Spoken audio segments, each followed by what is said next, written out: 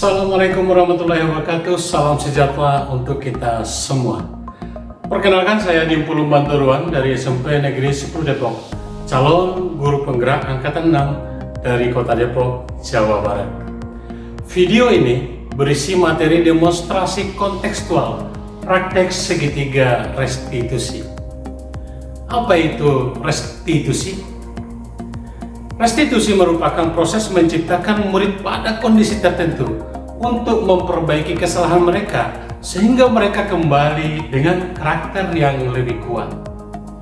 Jadi, segitiga restitusi adalah proses menciptakan kondisi bagi murid untuk memperbaiki kesalahan mereka sehingga mereka bisa kembali pada kelompok mereka dengan karakter yang lebih kuat. Terdapat 3 langkah dalam segitiga restitusi, yaitu yang pertama, menstabilkan identitas, yang kedua, memvalidasi tindakan yang salah, yang ketiga, menanyakan keyakinan. Ketiga langkah ini digambarkan dalam sebuah segitiga sehingga disebut segitiga restitusi. Langkah pertama pada bagian dasar segitiga adalah menstabilkan identitas. Jika anak berbuat salah, maka ada kebutuhan dasar mereka yang tidak terpenuhi. Bagian dasar segitiga restitusi memiliki tujuan untuk merubah orang yang gagal karena mereka telah berbuat kesalahan menjadi orang yang sukses. Kita harus mampu meyakinkan mereka dengan mengatakan contoh kalimat seperti berikut. Tidak ada manusia yang sempurna. Atau, saya juga pernah melakukan kesalahan seperti itu. Atau mungkin dengan kalimat yang lain. Ketika seseorang dalam kondisi emosional, maka otak tidak akan mampu berpikir secara rasional. Saat itulah kita menstabilkan identitas anak.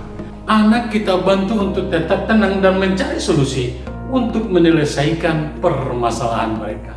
Langkah kedua adalah memvalidasi tindakan yang salah. Dalam konsep langkah kedua ini, kita harus memahami kebutuhan dasar yang mendasari tindakan anak tersebut berbuat kesalahan. Menurut teori kontrol, bahwa semua tindakan manusia, baik atau buruk, pasti memiliki tujuan atau maksud tertentu.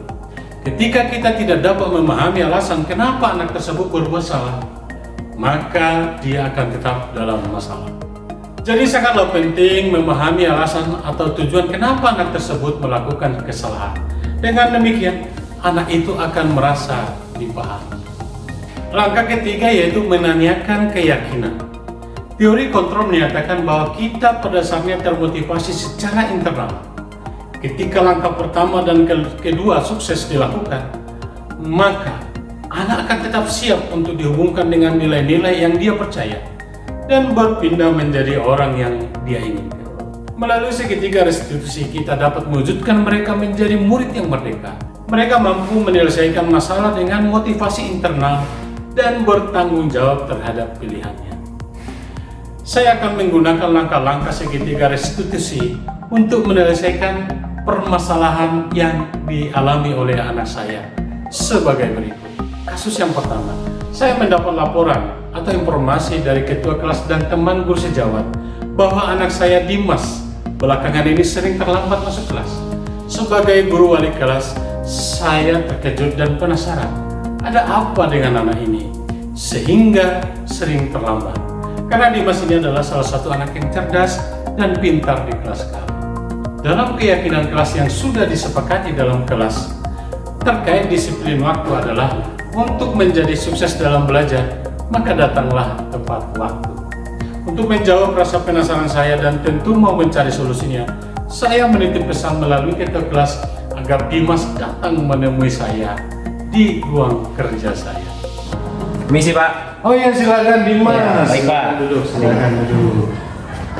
Iya, sengaja Bapak panggil Dimas ke sini. Informasi yang sampai ke Bapak, katanya kamu belakangan ini sering terlambat, betulkah demikian? Iya benar banget Pak, saya belakangan ini sering terlambat. Waduh, kalau terlambat itu yang rugi siapa? Saya sendiri Pak. Iya, itu rugi sendiri. Kenapa itu? Apa masalahnya? Ya saya sebenarnya terlambat bukan kayak mas-mas gitu Pak. Kayak saya suka, karena saya harus bantu orang tua saya. Orang tua saya ini udah terlalu sibuk sama pekerjaan. Jadi kayak tugas kayak adik saya itu sekarang ikut tanggung jawab saya. Oh bagus juga itu, Iya, Pak. Dimas. Jadi Oh, jadi kamu sekarang mengantar adikmu dulu, Iya, setiap pagi ke lalu ke sekolah, lalu kamu sekolah lagi Iya, di sini ya?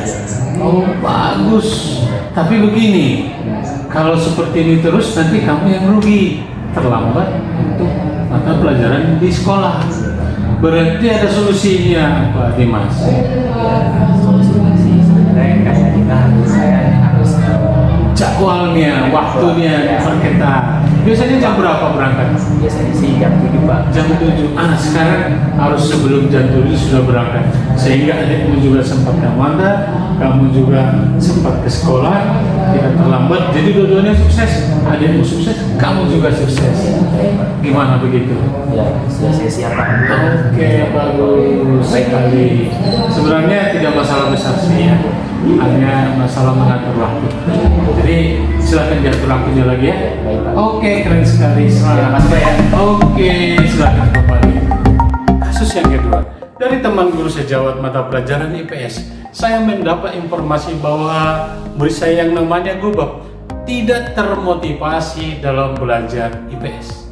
Padahal mata pelajaran IPA yang saya tahu dan saya lihat, Gobab ini termasuk anak yang rajin dan cerdas. Hasil belajarnya juga lumayan. Tapi kenapa dalam mata pelajaran IPS anak ini ada masalah?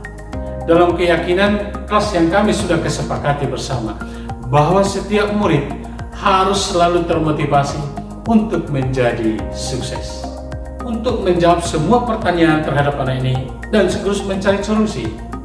Saya menitipkan pesan juga melalui kata kelas untuk Gobab menemui saya di ruang kerja saya. Permisi Pak. Oke, silakan Gobab.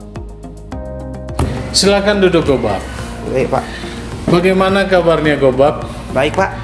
Iya baik, terima alhamdulillah. Iya. Bapak dengar dari guru IPS, nih cerita nih ke Bapak guru IPS, katanya Gobab kurang termotivasi sekarang, kenapa itu? Benar Pak, saya kurang minat pelajarannya Pak. Oh, kenapa tidak minat pelajarannya? Saya lebih suka untuk berhitung seperti fisika Pak. Oh, berarti Gobab lebih suka hitung-hitungan begitu? Benar Pak. Oh, suka eksak ya? Iya. Tapi begini, kesepakatan kita berarti semua harus sukses dalam semua mata pelajaran kan? Iya Pak. Harus sukses IPS, sukses juga IPA, sukses bahasa Indonesia, semuanya itu kesepakatan kita. Benar Pak. Gobab cita-citanya apa? Jadi dokter Pak. Oh, dokter. Dokter juga harus bisa ilmu politik dari IPS. Harus tahu tentang dunia luar, ilmu sosial bagus juga. Jadi begini Gobab, tidak apa-apa. Tidak apa-apa, itu hal yang biasa. Tapi walaupun kamu jadi dokter, tetap juga harus belajar IPS untuk mengetahui dunia luar, untuk mengetahui politik, untuk mengetahui sosial. Begitu ya? Nah. Oke. Mau termotivasi lagi? Iya Pak. Oke, biar sukses semuanya ya. Siap Pak. Sukses dokternya, sukses hitung-hitungannya, sukses ilmu sosialnya. Begitu ya? Iya. Oke, baik. Terima kasih Gobab. Kembali Iya, ke ruangan ya. sama-sama, Pak. Oke. Demikianlah praktik segitiga restitusi yang saya lakukan untuk mencari solusi ketika anak saya bermasalah. Dengan segitiga restitusi kita dapat mewujudkan peserta didik kita menjadi murid yang merdeka. Anak yang merdeka adalah anak yang mampu menyelesaikan masalah mereka dengan motivasi internal dan penuh tanggung jawab sesuai dengan pilihan. Semoga tayang ini bermanfaat. Wassalamualaikum warahmatullahi wabarakatuh.